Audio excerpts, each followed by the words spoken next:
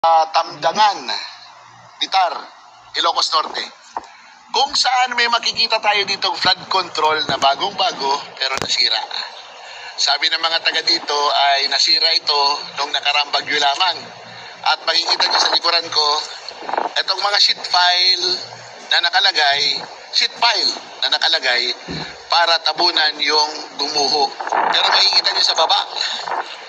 Pag makita niyo sa baba, ayun, nakikita niyo yung mga nasira hanggang dyan, hanggang doon. At kung mapapansin niyo, sundan niyo ako sa pagbaba. Makikita ninyo na ito ay mula dito hanggang doon o mga isang kilometro ang distansya. Siguro mga 600 meters ang distansya hanggang doon sa nasira na flood control project. So, kung mapapansin nyo, ito yung mga natirang yung gumuhong simento ay dito bumagsak.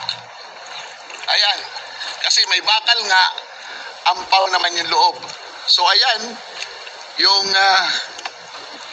mga graba at ayan pa rin yung mga nasirang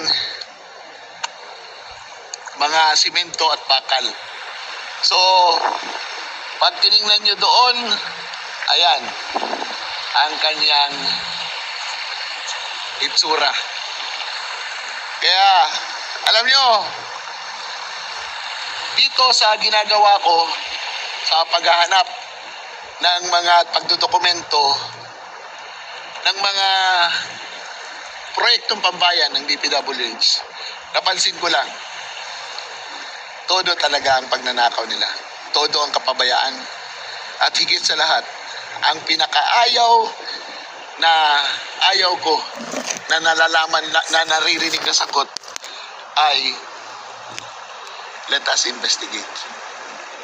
If you want to investigate, you want to use the full force of the executive department, eto, ang dali lang hanapin nito eh.